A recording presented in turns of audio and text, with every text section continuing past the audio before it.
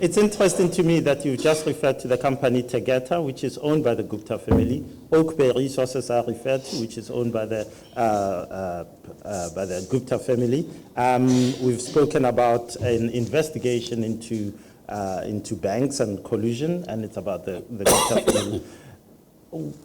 It seems as if the trail keeps on leading to one family. What is this about? You said yesterday in Parliament you're not captured, that we spend a lot of time on it, but everything seems to, what is going on with this one family that we are all talking about? Now, this is where you've got to earn your salary. And as an analyst, and say to the public, what do you read into this?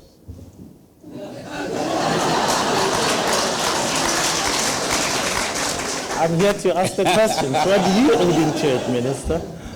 No, well, I said in Parliament yesterday too, I mean, it's strange that this one, let's say, set of characters seem to have such omnipresence in our society and economy. And it's strange that should actually happen. But there's lots of news published in lots of media in one form or another, which makes allegations of one sort or another, or provides proof of one sort or another. I think what we do need in South Africa is to recognize that all economic systems produce rent-seeking phenomena of one kind or another. I'm sure there's some books on the other side of that wall which explain how these phenomena actually work. And clearly, in our society as well, you got very hardworking, honest people, and then you have what many books these days call extractors, people who unfairly and improperly benefit. Now, whether these people actually are doing it in that kind of way is for somebody to make a judgment call on at some stage. But what is far more important is that there are many people in government, the majority I believe, and outside, who want to see public funds utilized to benefit 55 million people, not 5. And that's the real story. How do we ensure on a day-to-day basis that those of us that are responsible for public finances make sure that that money benefits 55 million people? I think I might have mentioned yesterday that in the G20 meeting that took place on Sunday and Monday in China, where leaders of all of the G20 countries were present and our president was there as well, one of the remarkable concerns that's in the communique coming out from the G20 meeting and in the discourse both there and in various fora outside was particularly focused on the distrust between citizens and elites, be they business elites, banking elites, CEOs, politicians. And that's a common phenomenon, by the way, that's emerging throughout the world today.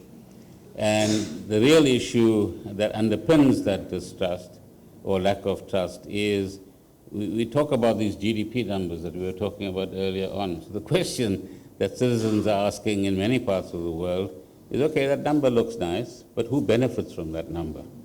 And how do I benefit from that number? And what is happening is that inequality is increasing. The appropriation of wealth by the top 1% to 10% versus the rest is highly disproportionate. And more importantly, citizens around the world, let alone South Africa, are alive to this. In other words, they understand what's going on, and they understand that they are losers in this process. Now, that's turned into a strong sentiment against globalization, for example, right? And global trade and global finance as well. And some would claim that we are now moving into reverse gear, meaning there's a process of deglobalization that's actually taking place, and that then leads to protectionism. It means putting up all sorts of barriers, and you can see it most graphically in relation to immigration at the end of the day. So what the question you're asking should be seen in this broader context. And what we need to ensure is that public-oriented bodies serve all the people in South Africa. And that's where the phrase, let us do our job. Our job is to implement the Constitution, to give effect to the legislation, and make sure all South Africans benefit, and create policy frameworks that enable them to all say, we have a stake in this economy and we have a stake in this country.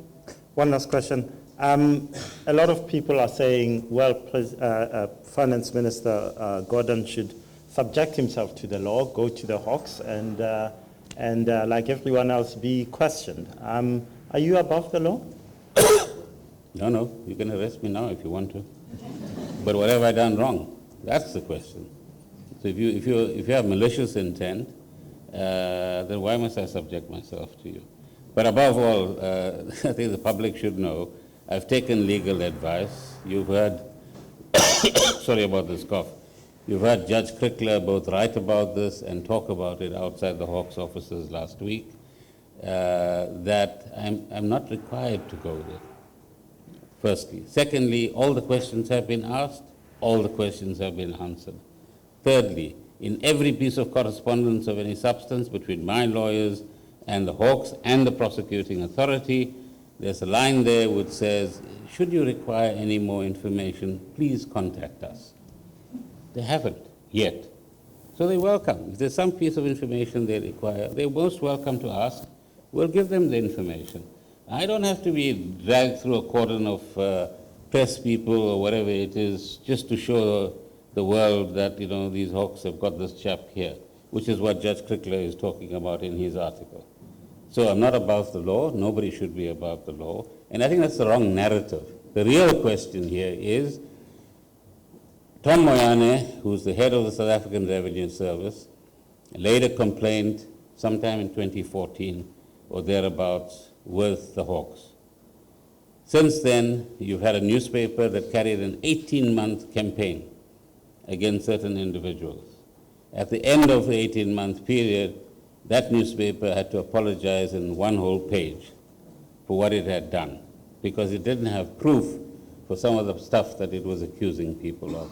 Some of you might remember reading both the front pages and the page where there was the apology. Then the newspaper began to take a different tack. So as we sit today, what's the problem? Who's accused of what? So there are people who might be stealing hundreds of millions of rands and getting away with it, and none of the people concerned in this particular matter have stolen a cent as far as I know. Okay, so why does this proportional treatment? And what motivates it? You're not allowed any more questions, so these are my questions. These are my questions. So we will certainly cooperate with whatever legal obligations we have. And I've got good legal advice, and I'm not just doing this as a women fancy, I'm doing it in accordance with the interpretation of the law.